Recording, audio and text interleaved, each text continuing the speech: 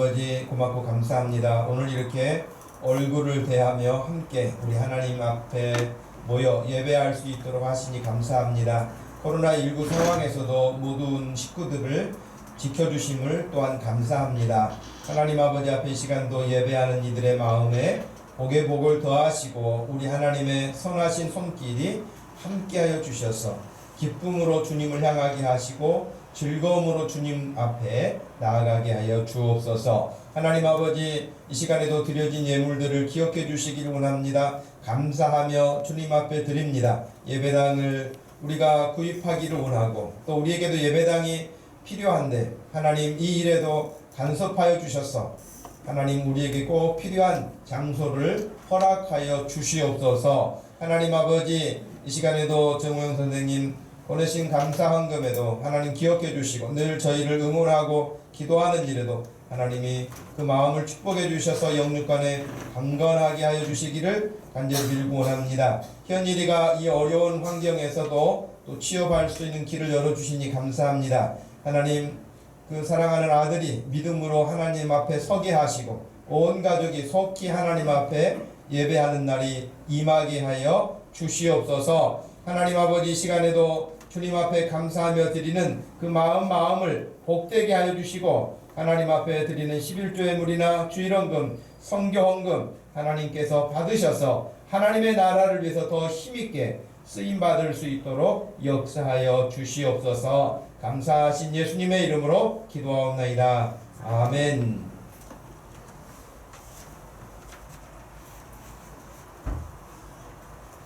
오늘 우리에게 주신 하나님 말씀 빌립보서 4장 10절에서 13절까지 말씀 보겠습니다.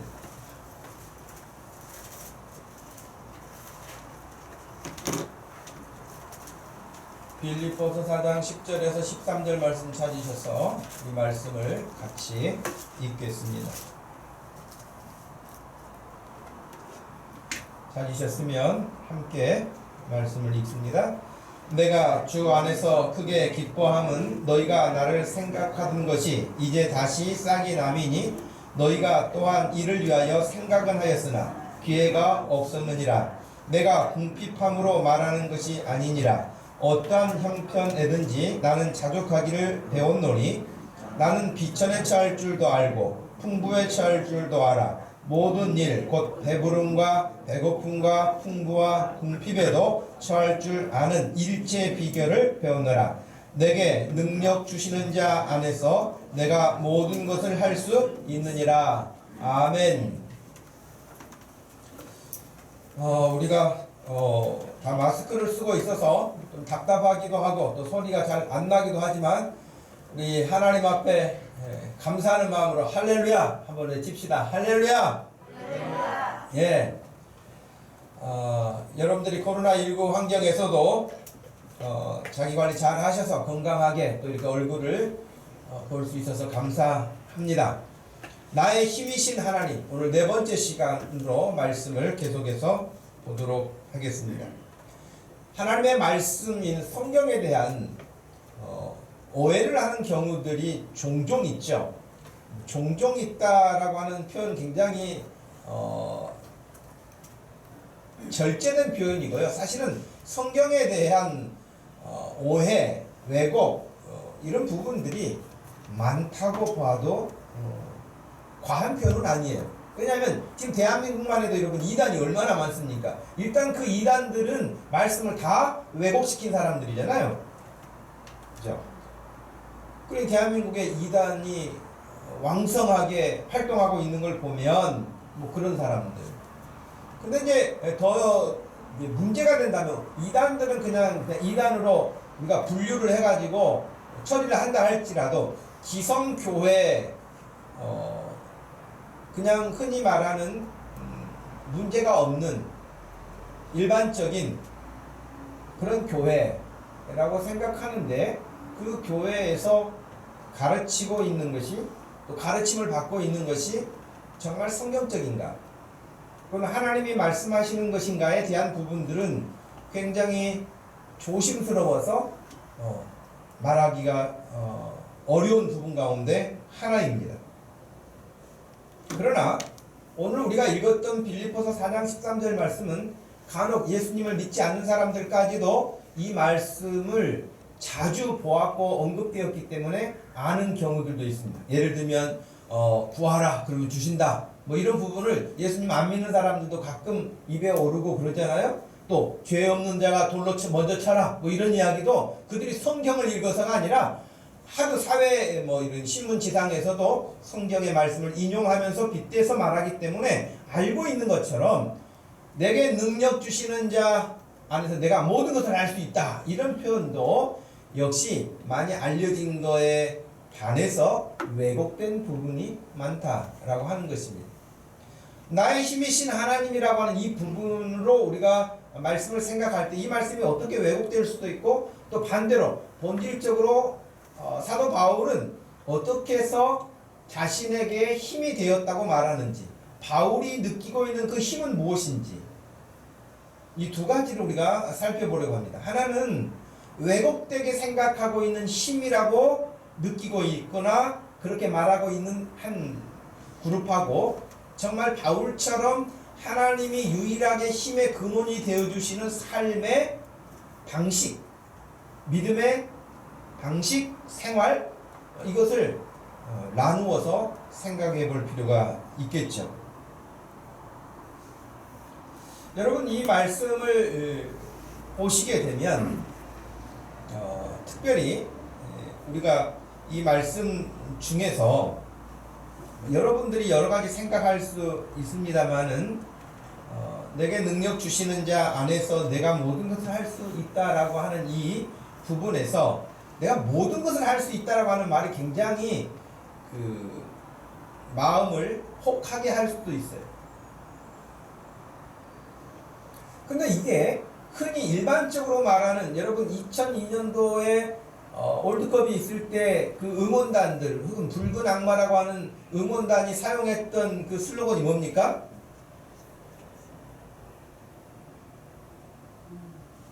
꿈은 이루어진다. 여러분 그런 이야기 들어보셨죠? 꿈은 이루어진다. 그거예요. 그러니까 여기 지금 모든 것을 할 수 있다라고 하는 것에 자기들이 원하는 것들을 다 거기에다 한꺼번에 통합해가지고 다 집어넣는 거예요. 어떤 사람은 자기가 성공하고 싶다. 어떤 사람은 좋은 대학을 가고 싶다. 어떤 사람은 건강하고 싶다. 어떤 사람은 돈을 많이 벌고 이 모든 것이라고 하는 단어가 얼마나 매력적인지 몰라요.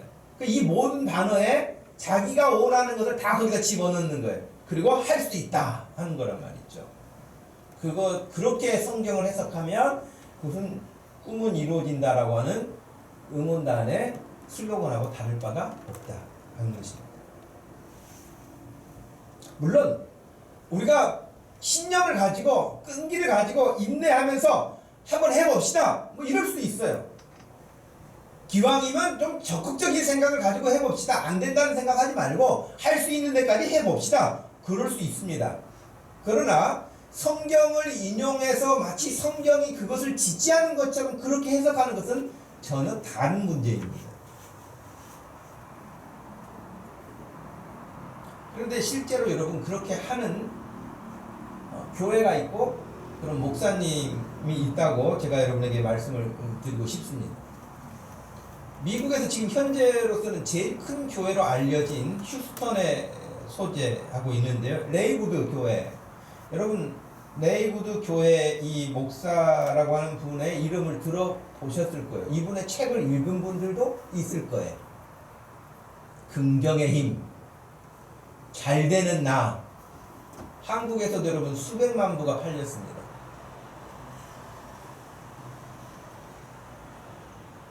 조엘 오스틴이라고 하는 이분의 이야기를 여러분 들어봤을 거예요. 우리가 이 사진으로만 봐도 규모가 어마어마하죠. 실내체육관 같잖아요. 빽빽하게 들어있는 그 긍정의 힘이라고 하는 그 책 19페이지에서 20페이지에는 이런 그 이야기가 소개되어 있는데요. 그때 조엘 오스틴이라고 하는 목사님이 이렇게 이야기를 합니다. 우리 부부는 신혼 초에 동네를 거닐다가 공사가 거의 끝나가는 아름다운 집을 보았습니다. 문이 열려 있기에 집 안으로 들어가 보았죠. 동화에서나 나올 것 같은 아름다운 집이었습니다. 커다란 2층 건물의 천장이 높았고 창문은 대문처럼 커서 그림 같은 뒤뜰의 풍경이 한눈에 들어오는 그런 집이었습니다. 가슴이 두근거릴 정도로 멋진 집이었는데 아내는 그 집에서 나온 후에도 자꾸 뒤돌아보면서 이렇게 말을 했습니다. 여보, 우리도 저렇게 아름다운 집에서 살 날이 올 거예요. 그때 우리는 무척 허름한 집에서 살고 있었습니다. 집안에는 제대로 닫히는 문이 하나도 없었고 그것도 우리 전 재산을 쏟아 부어서 간신히 산 것이었습니다. 그런 우리가 방금 본 것과 같은 멋진 집에 살 수 있을까? 도대체 언제? 아무래도 불가능해 보였습니다. 당시 우리의 은행 잔고와 내 수입으로서는 그림의 떡에 불과했습니다. 위대한 신앙의 사람이라고 자처하던 내 입에서는 갈망이 아닌 절망의 목소리가 흘러나왔습니다. 여보, 너무 허황된 꿈을 꾸는 것은 별로 좋지 않아. 우리가 이렇게 어떻게 이런 좋은 집에서 살 수가 있겠어? 하지만 아내의 믿음은 나를 훨씬 능가했습니다. 아내는 포기하지 않았고 우리는 그 집 문 앞에서 30분간 선체로 논쟁을 했습니다. 아내는 꿈은 이루어진다.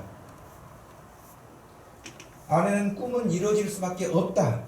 라고 하면서 온갖 예를 들어서 이야기를 했습니다. 나는 불가능할 수밖에 없다는 이야기를 계속해서 이야기하고 있었습니다. 어떻게 됐을까요? 조엘 오스틴이라고 하는 이분은 아내의 그 희망을 꺾고 싶지 않아서 그냥 조금씩 그 말에 동조해 주게 되었다라고 이야기를 하는 장면이 나와요. 하나님이 반드시 이루어 주실 거야. 나는 끊임없이 확신하며 말했다. 몇 년 후에 우리는 낡은 집을 팔았습니다. 그리고 다른 땅을 사서 우리가 꿈에 그리던 집을 지었습니다. 꿈이 이루어지는 순간이었습니다. 먼저 마음에 품지 않았다면, 아내가 내게 큰 비전을 심어주지 않았다면 그 집은 절대로 탄생하지 못했을 것입니다. 근데 이분이 사는 집이 여러분 엘리베이터가 3대예요. 그 뭐 나머지는 제가 설명 안 하겠어요. 엘리베이터가 3대에 있는 집이니까. 2014년도에 조엘 오스틴의 아내 되는 분 빅토리아 오스틴이 유튜브에서 이런 인터뷰를 했습니다. 우리가 하나님께 예배 드리거나 순종할 때 그것은 하나님을 위한 것이 아닙니다. 왜냐하면 하나님은 우리가 행복할 때 그분도 기뻐하시기 때문에 우리 자신을 위해서 그분을 예배하고 그분께 순종하기를 원합니다. 오늘 아침에 여러분에게 알리고 싶은 말은 그것이 하나님께서 가장 큰 기쁨이 된다고 하는 것입니다. 그러므로 여러분이 교회 나올 때 예배 드릴 때 여러분 자신을 위해서 선을 행하라. 왜냐하면 그것이 하나님을 행복하게 하는 것이기 때문이라고 그 안에 되는 빅토리아 오스틴이 이야기를 했어요. 그분도 여자 목사로 그 교회에서 활동을 하고 있습니다. 설교할 때 그렇게 이야기를 했어요. 이런 이야기를 들으면 조금 거기에 잡던 그런 부분도 있지 않아요? 그래, 하나님은 우리가 다 행복하게 살기를 원하시지 우리가 찌질하게 사는 거 별로 좋아하시지 않을 거야.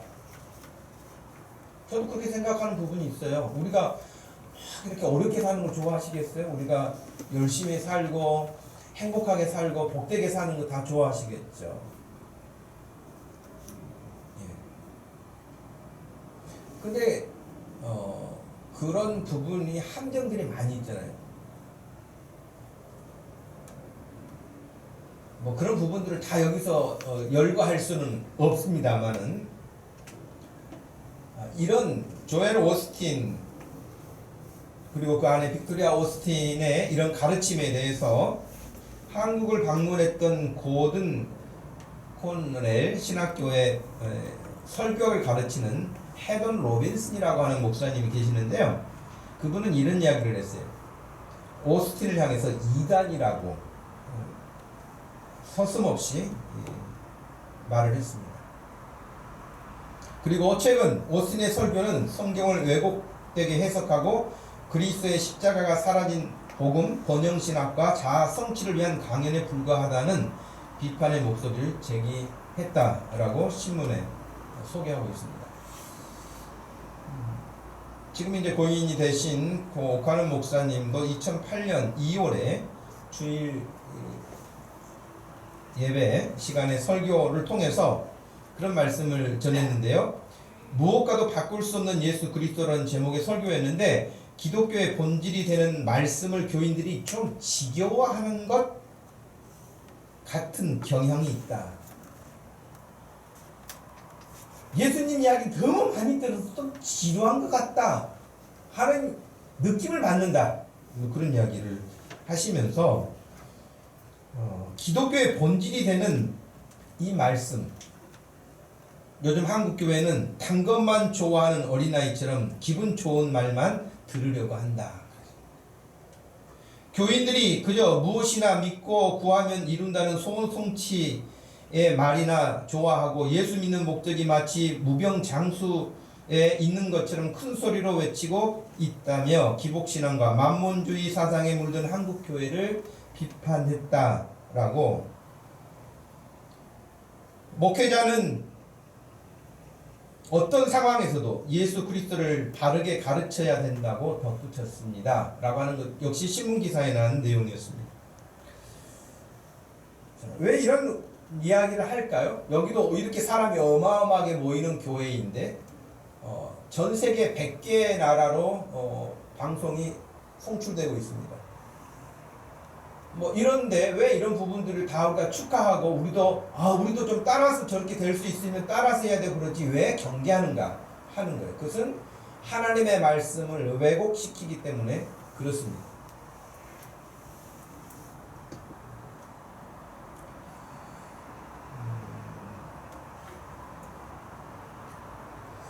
저와 여러분들이 이 시대를 살면서 지금 뭐 코로나19 때문에 여러 가지 부작용도 있고 자연스럽지 못하고 일상생활이 지금 어려워진 이런 상황에서 우리가 하나님을 섬기고 예배생활하고 혹은 온라인으로 예배를 드리는 날도 있고 기도회를 그렇게 하기도 하고 오늘처럼 이렇게 함께 예배 드리는 상황에서 어떤 믿음을 가지고 살아야 할지 이런 상황에서 말이죠.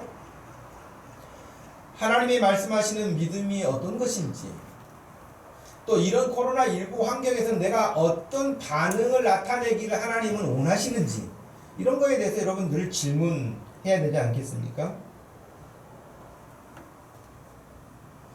우리는 나의 힘이 되신 하나님, 나의 힘이신 하나님을 지금 고백하면서 네 번째 시간을 보고 있는데 구약의 인물들을 우리가 세 번째 보았기 때문에 세 번 나눠서 보았고 오늘은 신약으로 넘어와서 일부러 이 말씀을 본 것입니다.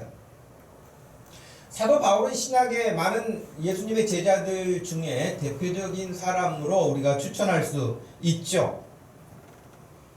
사도 바울이 빌립보 교회 성도들에게 보내는 편지에서 그가 말한 13절 그 말씀은 지금 앞에 소개했던 조엘 오스틴이나 긍정의 힘이나 혹은 적극적인 사고방식을 전하는 사람들이 말하는 그런 류의 믿음하고는 본질적으로 다르다고 하는 것을 먼저 말씀을 드립니다. 다만 그들이 말하는 것은 바램이고 기대하는 것이지 성경에서 말하고 있는 믿음은 아니라고 하는 것입니다. 하지만 사도 바울이 말한 내게 능력 주시는 자 안에서 내가 모든 것을 할 수 있다 라고 하는 이 말을 좀 곱씹어 봐야 할 필요가 있습니다. 바울이 말한 그 중심에는 무엇을 생각하고 이 말씀을 기록했을까? 사도 바울은 이 말씀을 기록하고 편지를 보낼 때 여전히 자신은 감옥에 갇혀 있었습니다. 그는 복음을 전하기 위해서 부름받은 사람이고 복음을 전하기 위해서 하나님이 자신을 구원해줬다고 확신 가운데 사는 사람이었습니다. 하나님이 자기를 구원하신 이유는 자기를 부르신 이유는 이방인들에게 예수 모르는 사람들에게 예수를 전하는 그 일을 위하여 자기를 구원해 주셨다고 믿는 사람이에요. 그것은 평생 갚아도 갚을 수 없다고 고백하는 것이 지금 바울의 믿음 아닙니까? 근데 지금 자신이 감옥에 갇혀 있는 것입니다. 자유롭지 못한 상태입니다. 자유롭지도 못한 상태에서 여러분 지금 하나님은 모든 것을 할 수 있다? 지금 바울이 예수님을 떠나 있습니까? 그렇지 않죠? 분명히 우리가 읽었던 말씀에 따르면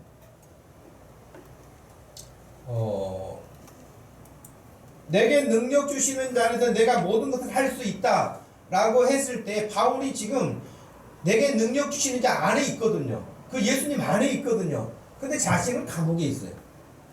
그러면 지금 앞에 소개했던 그런 긍정의 힘이라든지 잘되는 나의 세계관을 가지고 있는 번영신학을 가지고 있는 그런 것을 추구하고 있는 사람들의 눈으로 보았을 때는 어떻게 이게 가능하겠습니까?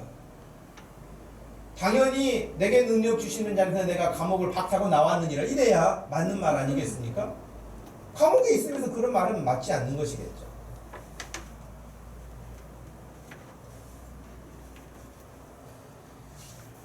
십 절 말씀이 어떻게 보면 힌트가 될 수 있는 말씀입니다. 내가 주 안에서 크게 기뻐함은 너희가 나를 생각하던 것이 이제 다시 싹이 남이니 너희가 또한 이를 위하여 생각은 하였으나 기회가 없었다. 11절 넘어서 보시면 내가 궁핍하러 함으로 말하는 것이 아니니라 어떠한 형편에든지 나는 자족하기를 배웠다. 여기 여러분 11절에 어떠한 형편이라는 말과 12절에 모든 일, 그 다음에 13절에 모든 것, 이것은 다 같은 맥락으로 이해할 수 있습니다. 그냥 앞뒤 문장 다 삭제해버리고 내게 능력 주시는 자에서 내가 모든 것을 할 수 있다, 이 유명한 구절을 따가지고 와서 뭐 이렇게 이야기하는 것이 아니고 성경 전체 문장의 흐름을 놓고 보았을 때는 분명히 어떠한 형편에 있든지는 12절에서 모든 일에 해당하는 것이고 그 모든 일은 13절의 모든 일과 동격인 것이에요. 어찌 보면 바울은 지금 궁핍한 상태에 있지 않습니까? 자, 11절 말씀에 어떠한 형편에 있든지 그 11절 앞부분에 그랬잖아요. 내가 지금 가난해서 내가 너무 없어서 하는 말이 아니다. 나는 어떠한 형편이든지 자족하기를 배웠다라고 말하면서 그 지금 어떠한 형편이 감옥에 있는 형편이잖아요. 감옥에 있는 형편이고 궁핍한 형편이죠. 감옥에서 부자가 얼마나 부자가 있겠어요. 그래서 12절 말씀에서 나는 비천한 상태에 처할 줄도 알고 풍부에 처할 줄도 알아서 모든 일, 배부름과 배고픔과 풍부와 궁핍에도 처할 줄도 안다. 나는 일제의 비결을 배웠다. 그런데 지금 현재 그렇지만 그럼에도 불구하고 바울의 상태는 형편은 궁핍한 상태, 비천한 상태, 배부름이 아닌 배고픔의 상태 놓여 있는 것입니다. 감옥은 여러분 아무리 자유롭게 해주고 뭐 특혜를 준다 할지라도 감옥 아니겠습니까? 물론 우리나라에 여러분 황제 노역이라는 이야기 뉴스를 통해서 들어보셨죠? 그 감옥에 갇혀서 무슨 일을 하는지는 모르겠습니다만 하루 일하면 5억이에요. 별로 여러분 놀라지도 않아요. 하루 일하면 5억이라고요. 5억을 빚을 갚아주는 거예요. 깎아주는 거예요. 하루에 5억. 헐, 도대체 무슨 역사를 바꿀 만한 일을 했다고 그럴까요? 여러분 잘 아시는 2014년 3월 대주그룹 허재호 회장이라고 하는 사람이 비자금 조성을 비롯하여서 또 세금 탈세하는 여러 가지 일로 인해서 벌금을 수백억을 맞게 됐는데 그것도 절반 깎아주고 이제 돈 없다고 하면서 그 안에서 하루에 5억씩 차감해 준 거예요. 그런 데는 우리도 하루 들어가서 일하고 나왔으면 좋겠어.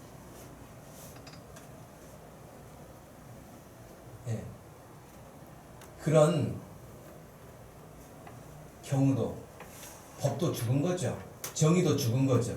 뭐 그런 이야기는 접어두고라도 바울의 입장이 아무리 그가 로마 시민권을 가지고 있었을지라도 감옥에 있는 거예요. 자유가 제한되어 있는 거예요. 생활에 불편함이 많은 거예요. 저는 그 말씀 12절 말씀에 나는 비천에 처할 줄도 알고 풍부에 처할 줄도 알았다 그랬는데 사실 예수 믿고 난 다음에 바울이 풍부에 처한 적이 언제 있었나?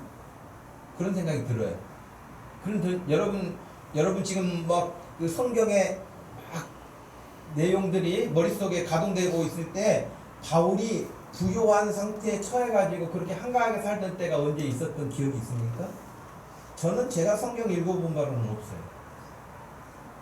대신 잔뜩 얻어맞고 배고프고 춥고 했던 그런 기억은 많아요. 쫓겨다니고.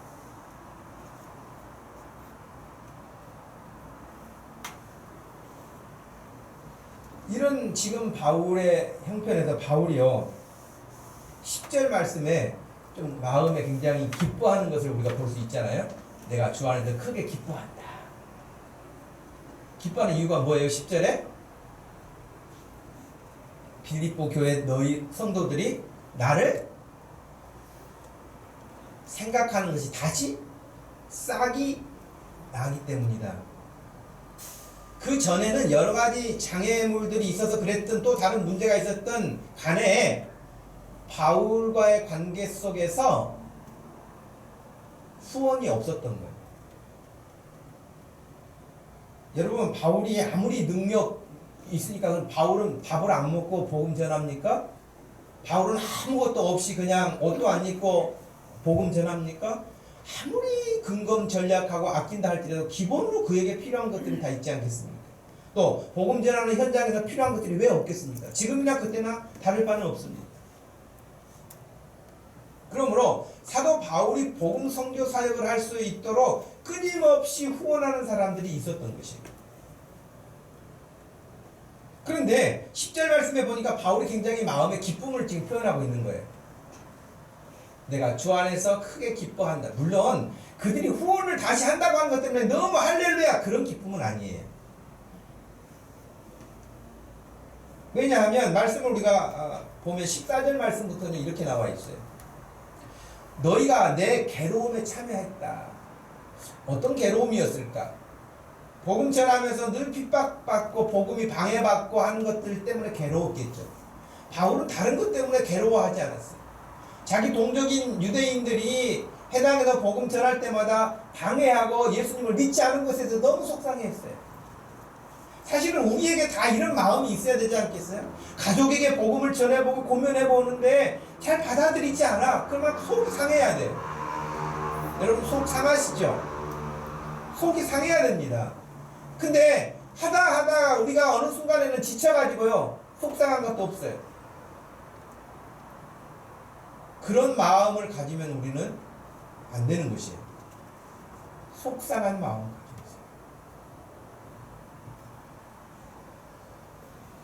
바울은 복음 전하면서 괴로움에 처한 일들이 많았는데 바로 그런 괴로움을 조금이라도 도움을 주고 덜어주고 마음의 위로가 되고 격려가 되게 하고 하는 그 일을 빌립보 교회 성도들이 했다는 거예요. 너희가 내 괴로움에 함께 참여했다 하는 거예요. 이 말을 다르게 바꿔 말하면 내가 괴롭고 힘들고 지쳤을 때 너희들 때문에 내가 위로를 받았다. 여러분 교회 공동체는 늘 이뤄야 된다고 생각을 합니다. 목회자도 말씀을 선포하고 전하는 사람이 있지만 성도들로부터 늘 위로를 받아야 될 대상입니다. 아니 목사님 그냥 하나님께 받으세요. 그냥 우리나 연약한 우리나 믿음 없는 우리나 사람에게 위로가 필요하지 목사님 같은 분들은 뭐가 필요하겠어요? 그렇지 않아요 여러분.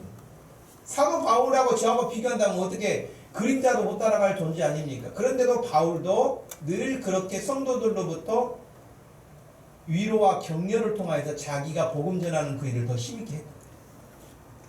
사람은 늘 그 사람 어떤 사람이 됐든지 간에 서로 격려가 필요합니다. 위로가 필요합니다. 응원이 필요합니다. 힘들고 지쳤을 때 함께함이 필요합니다. 여러분 그럴 수 있는 믿음들 되기를 축복합니다. 네, 괴로움에 참여했는데 잘했다. 그러면서 사실은 빌립보 교회가 얼마나 바울에게 적극적이었는가를 말했어요. 15절에 보니까 빌립보 사람들아 너희도 알지만 복음의 시초에 내가 마게도냐를 떠날 때 주고받는 내 일에 참여한 교회가 너희 외에는 아무도 없었다. 빌립보 교회 너희들만 나를 적극적으로 후원했었다. 이렇게 말을 해요. 16절 말씀에서도 데살로니가에 있을 때도 너희가 한 번뿐만 아니라 두 번이나 나의 쓸 것을 후원해줬다.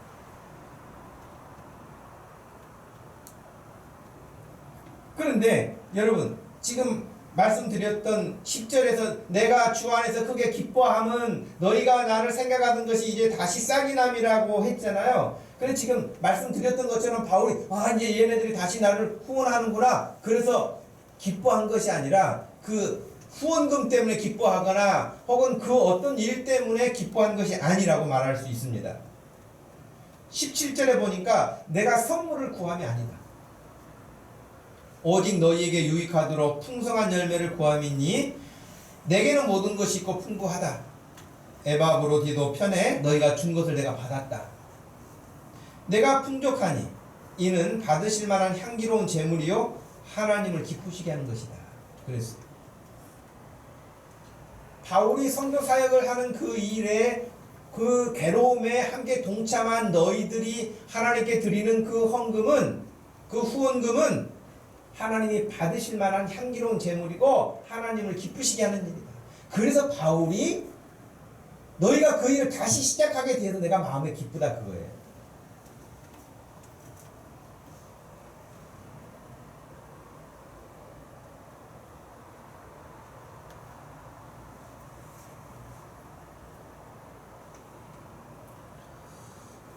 우리가 늘 이런 사도 바울과 빌립보 교회 성도들이 가졌던 이 짧은 편지 문맥 안에서 우리가 느낄 수 있는 부분 아니겠습니까?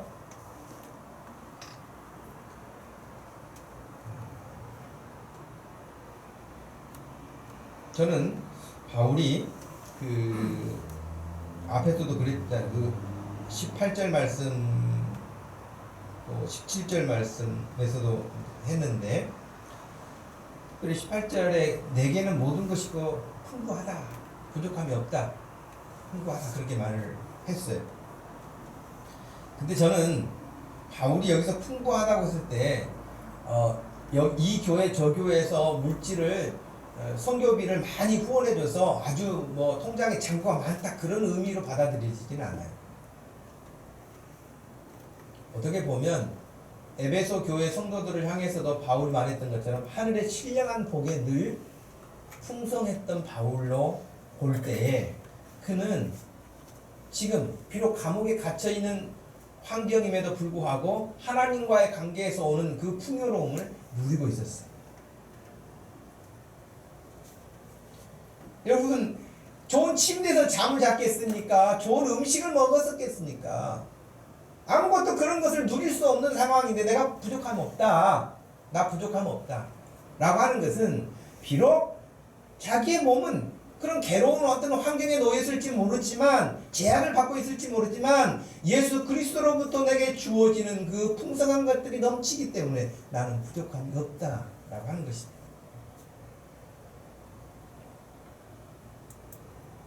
그는 하나님의 나라를 모든 사람들에게 전하는 사람이었고 동시에 그것을 누리는 사람이었습니다.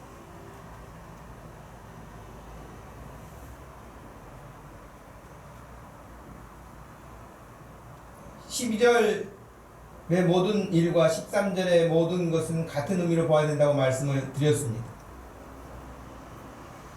특히 복음 전하는 전도자로 살아가는 일에 이런 일 저런 일을 만나지만 그렇다고 내가 해야 할 일을 못하는 것이 아니다. 할 수 있다. 그런 의미로서의 13절 말씀을 보아야 하는 것입니다.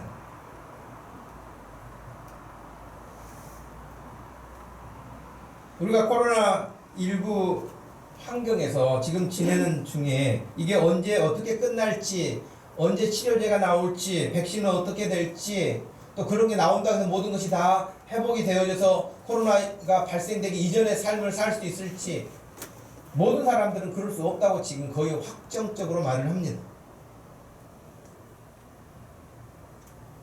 여러분, 이런 상황에서도 코로나19가 이렇게 확진자가 늘어나고 이렇게 불안한 상황에서도 여전하게 우리는 하나님으로부터 부름받은 사람으로 내가 처한 환경이 바울처럼 감옥이 됐든 자유자가 됐든 많이 좋은 음식을 먹을 수 있든 그렇지 못하든 몸이 약하든 강하든 그런 어떤 형편에 있든지 간에 저와 여러분들이 하나님으로부터 구원받은 백성답게 살 수 있도록 하나님으로부터 힘을 공급받을 수 있음을 기억하시길 바랍니다.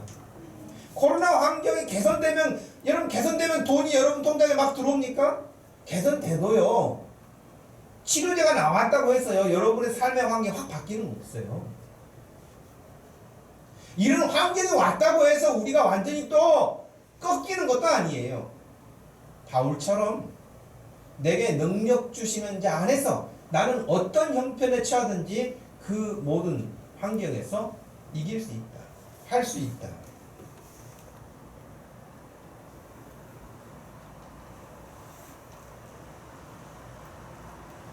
그래서 바울은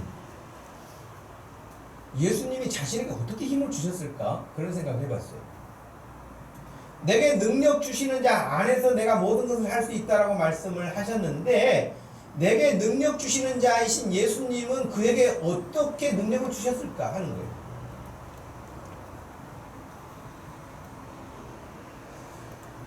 제가 이 말씀을 준비하면서 성경을 찾아보니까 내게 능력 주셨다라고 했을 때 그 능력 있잖아요. 그 능력이나 디모데전서 1장 12절 말씀에 나를 능하게 하신 그리스도 예수라고 했을 때 나오는 그 능하게 하신 그 단어가 엔디나무티라고 하는 그 동일한 단어를 쓰고 있더라고요. 나를 능하게 하신, 이 말은 나를 강하게 해주신다. 예수님이 자기를 강하게 붙들어 주신다는 거예요. 자기를 능력 있게 힘 있게 해주신다는 거예요. 그러니까 어떻게 보면 자기를 능하게 하신, 자기의 힘으로 능력이 생기는 게 아니라 자기를 능하게 하시는 이가 계세요. 여러분을 능하게 하시는 예수님이 계시는 줄로 믿으시기를 바랍니다. 여러분이 어떤 형편에 있든 어떤 사람이든 어떤 지금 수준에 있든 상관치 아니하고 여러분을 능하게 하실 수 있는 분은 오직 예수 그리스도십니다. 믿습니까? 바울은 그렇게 고백했어요.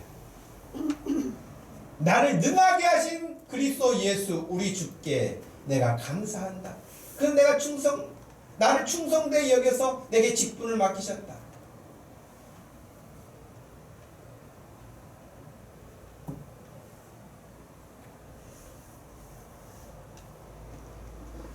예수 그리스도 안에 있다고 하는 것. 물론 제가 요한복음 15장의 포도나무 비유를 예를 들지 않아도 여러분 너무 잘 아실 거예요. 예수 안에 있다. 이게 좀 추상적일 수 있거든요. 여러분이 예수 안에 있다고 하는 것을 일상생활에서 어떻게 경험하십니까? 여러분에 대해서 제가 온라인 기도회라도 한 번 더 하십시오. 금요 기도회 한 번 더 하십시오. 큐티 한 번 더 하십시오. 설교 들었던 말씀 다시 한 번 곱씹어보면서 묵상하십시오. 이렇게 자꾸 요구하는 게 무슨 이유인지 아세요? 여러분들이 어찌하든지 예수 그리스도 안에 거할 수 있도록 하는 것. 아니, 여러분이 예수 그리스도 안에 거하시지만 여러분이 예수님 안에 있다는 사실을 다시 늘 확인하도록 하기 위함이에요. 일주일 깨끗하게 다 잊어버리고 살다가 기도해야 되는데 예배 드려야 되는데 이게 아니라 우리의 일상 호흡하면서 사는 순간순간마다, 날마다, 숨쉬는 순간마다 하는 그 노래처럼 늘 주님과의 관계에 놓여 있는 거예요. 그 안에 있는 거예요.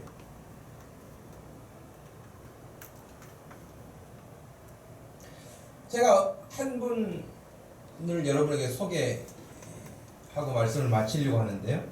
2011년 7월 18자 크리스찬 투데이라고 하는 신문에 실린 기사, 간증 기사입니다. 고향은 함경 남도 장진군이라고 하는, 함경도 여러분 우리 한반도에서 제일 이제 상단에 있는 데잖아요. 함경북도가 제일 끝이지만은 6.25 때 피난 나오셨어요. 어렸을 때, 6.25 때니까 어렸을 때인데 피난을 어디까지 내려갔냐면은 거기서 충청남도 공주까지 내려갔대요. 물론 부산보다는 가깝지만 여러분 함경도에서 거기까지 온다는 게 얼마나 먼 거리입니까? 하여튼 6.25 때 그렇게 피난 나오셔서 초등학교, 그 당시 국민학교를 거기서 마쳤는데, 국민학교 때 공부 잘하면 여러분 얼마나 잘하겠습니까? 국민학교는 다 잘하잖아요, 그죠? 아이고, 국민학교도 어려워요, 요즘에는.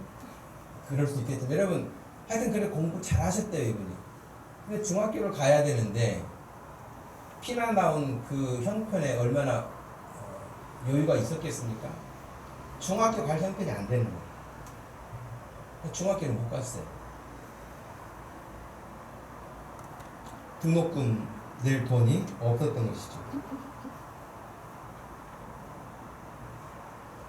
그래서 이분이 그 어린 나이에 서울 가면 돈 번다. 그래서 서울로 올라가려고 무작정 열차를 탄 거예요. 열차를 타고 사람들이 많이 내리길래 자기도 따라 내렸대. 서울인 줄 알고. 근데 거기가 서울이 아니고 수원이었어요. 근데 뭐 자기를 받아준 사람이 있습니까? 마중 나온 사람이 있습니까? 기다린 사람이 있습니까? 아무도 없었지. 한마디로 거지 생활이 시작된 것이죠. 그러다가 뭐 구두 닦기부터 시작해서 잘 데도 없으니까 역전해서 자고. 근데 그 옛날에는 통행금지가 있어가지고 여러분 아침 일찍이 서울 가려면 첫 차 표를 끊어야 되는데, 그것도 표가 많은 게 아니라 6명밖에 못 탔대요. 그 사람의 간증에 의하면. 그래서 자기의 누군가가 돈을 주면서 표를 대신 끊어달라고 했대. 여기서 자니까. 그래서 표를 끊어주고 수수료를 조금 받고 하는, 그렇게 표장수를 했대요. 그 어린 나이에.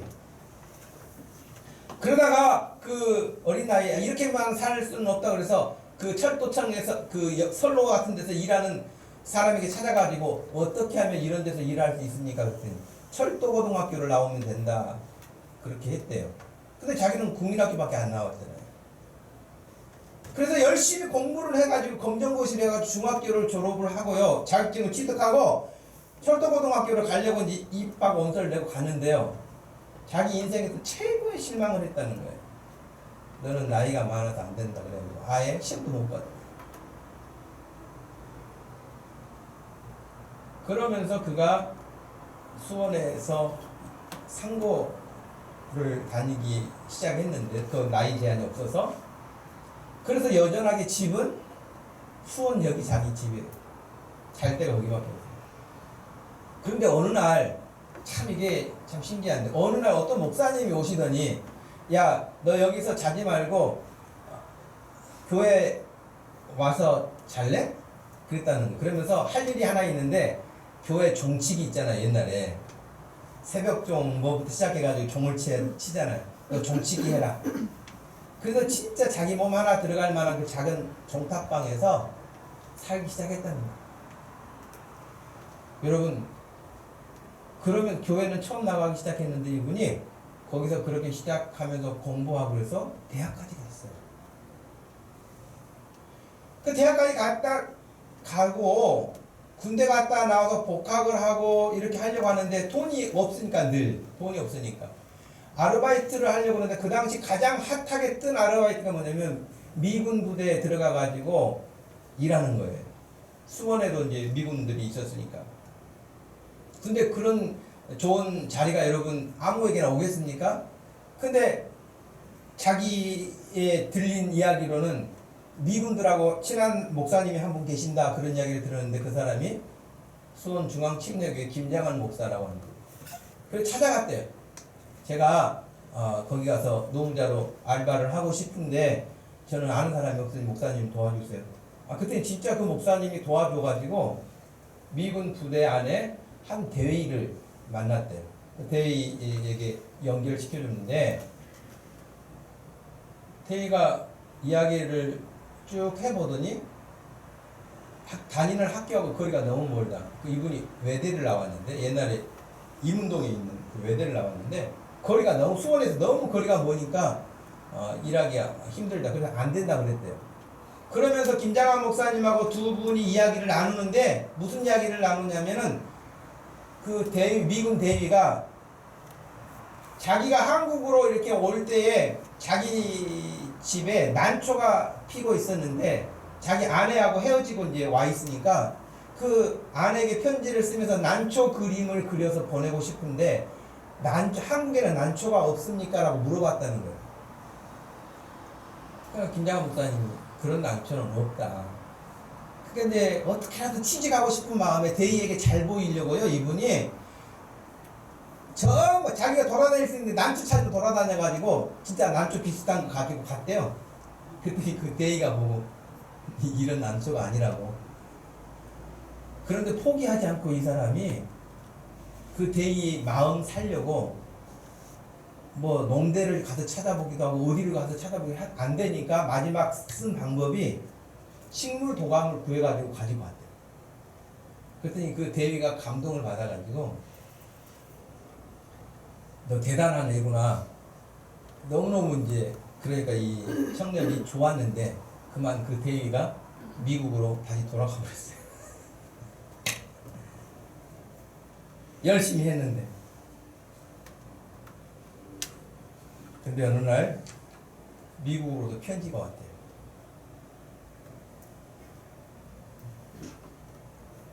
편지가 왔는데 어떤 편지냐면 너 미국에서 대학 다닐 수 있도록 장학금을 후원하겠다. 그것이 어떤 일이 그렇게 가능했었는가? 그러니까 이 대위가 예수 믿는 사람이었는데 이제 미국에 돌아가서 자기 고향에 돌아가가지고 이제 우리 예배 시간처럼 예배 시간에 간증을 했대요. 제가 한국에 갔었고 한국에서 이런 일이 있었고 근데 이런 청년이 있었다. 근데 그 간증을 듣고 어떤 할머니가 그 학생을 내가 돕고 싶다. 그렇게 나타난 거예요. 그래서 미국의 밥존 대학에 입학을 해서 그리고 미국에서 회계사가 됐어요. 그리고 1970년도 후반에 김장한 목사님이 한국에 복음 전하는 것이 필요하다라고 하는 이야기를 하니까 그럼 나도 그 복음 전하는 일에 내가 믿는 예수님, 나를 건져주신 예수님, 나를 오늘에 이르게까지 하신 그 예수님, 나를 능하게 하신 그 예수님, 그분을 위해서 나도 일하고 싶다 라고 해서 한국에 들어와서 방송사역을 같이 했던 송용필 국동방송 부사장까지 했던 분. 뭐 여러 가지 일들을 많이 하신 분이죠. 저는 그분의 간증을 이렇게 읽으면서 그분이 막 사람에게 어떻게 막 연주를 대서 성공의 길을 가려고 하는 것이 아니라 기자가 인터뷰를 요청하면서 우여곡절 많은 인생을 돌아보시면서 어떤 말씀을 하고 싶으세요? 라고 질문을 하니까 한참 동안 말을 못하더니 모든 것이 다 하나님의 은혜일 뿐이죠. 여러분 책도 나와 있어요. 간증. 모든 것이 하나님의 은혜라고. 저와 여러분들의 인생이 지금 당장 우리의 삶을 중지시켜 놓고 여기까지 온 여러분의 인생에 대해서 누가 인터뷰하면서 질문한다면 여러분도 그런 고백을 할 수 있기를 축복합니다. 하나님의 은혜죠. 내가 무슨 힘이 있어서 여기까지 왔겠습니까? 내게 능력 주신 분이 하나님이시고 나에게 힘을 주신 분이 하나님이시고 나를 붙들어 세우신 분이 그분이시고 그분 때문에 여기까지 왔고 앞으로도 그분 때문에 갈 수 있습니다라고 그렇게 실감할 수 있는 그런 믿음 생활이 되기를 축복합니다.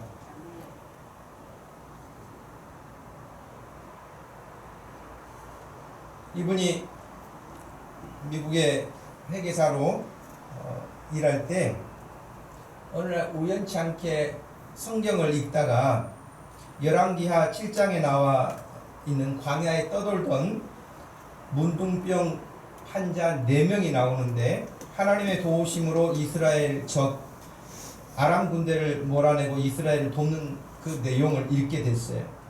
그 순간 정신이 번쩍 들었다고 간증을 했습니다. 망치로 머리를 얻어맞는 듯 했습니다.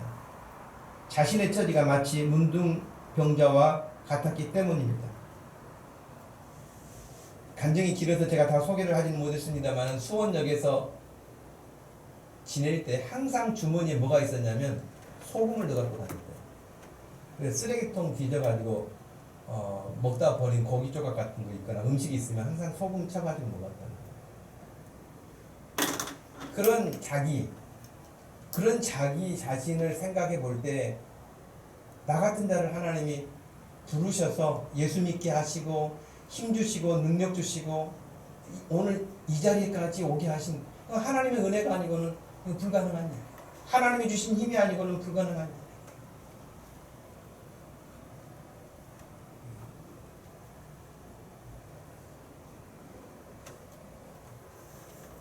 여러분 지금 어떤 면에서는 여러분의 삶이 좀 지쳐 있기도 하고 좀 힘들기도 하고 나는 왜 이렇게 끝이 없을까 그러실지 모르겠어요.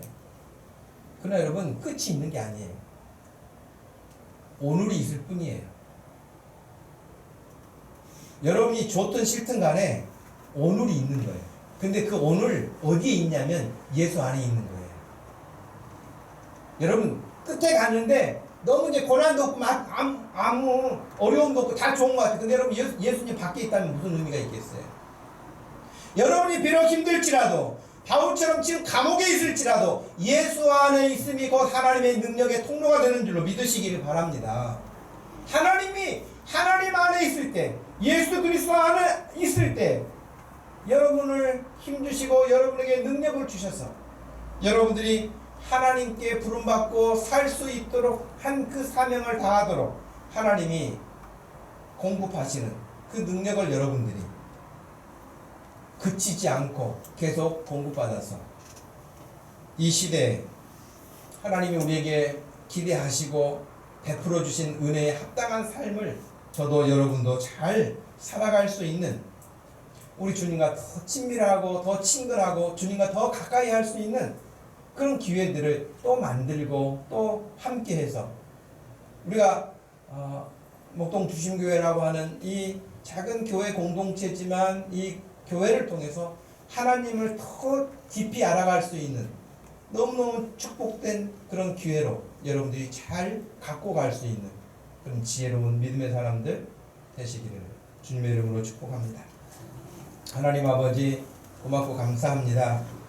오늘 이 시간 주 예수 그리스도 내게 능력 주시는 자 예수 그리스도 나에게 힘이 되어주시는 예수 그리스도 그분 안에서 비록 자신의 삶이 비천하게 놓여있고 감옥에 갇혀있고 굶주린다 할지라도 그것이 전혀 문제가 되지 않았다고 예수 안에 있는 자신을 우리에게 고백하고 있는 사도 바울과 같이 하나님 우리가 살고 있는 형편이 여러 가지로 억압당하고 힘들고 지치고 끝이 보이지 않지만 여전하게 예수 안에 있음을 확인하고 기뻐하고 붙들고 주 예수 그리스도가 주시는 그 힘으로 일어날 수 있는 성도들, 회복할 수 있는 성도들, 승리할 수 있는 성도들 되기를 우리 주님의 이름으로 기도하오니 이 시간에 역사하여 주시옵소서.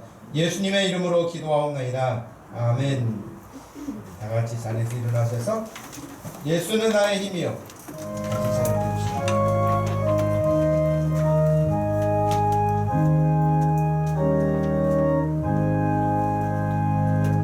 예수는 나의 힘이요 내 생명 되시니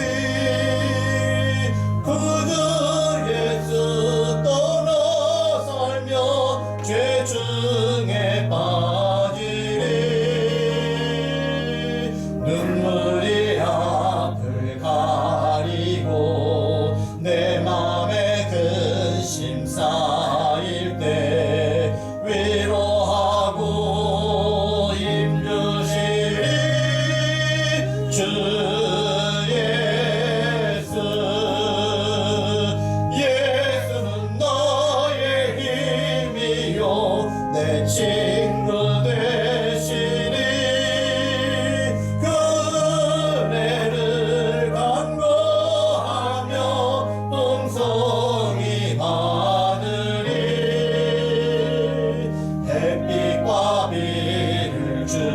주시니 추수할 곡식만 도나 귀한 열매 주시는 주 예수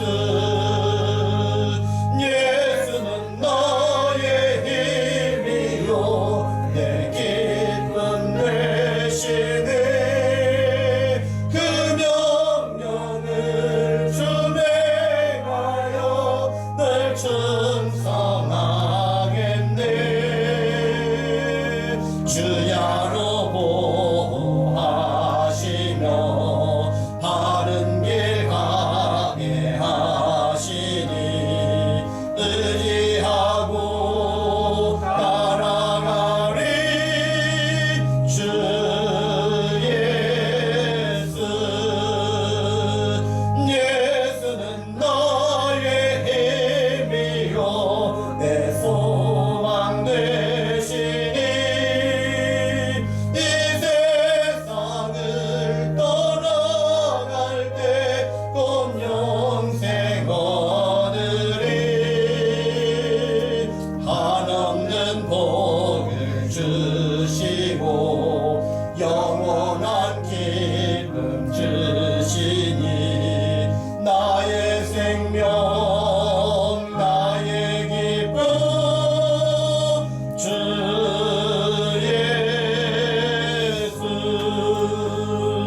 예수 지금은 우리 주 예수 그리스도의 능력 주시는 그 은혜와 우리 하나님 아버지의 변함없으신 그 기쁘신 사랑과 성령 하나님의 위로하심과 교통하심이 또 우리 가운데 함께 하심이 이 시대에 힘들고 지치고 어렵게 하는 모든 환경 중에서도 주님과 더불어 승리하기 원하는 사랑하는 모든 성도들 머리 위에 지금부터 영원토록 함께 계실지어다. 아멘.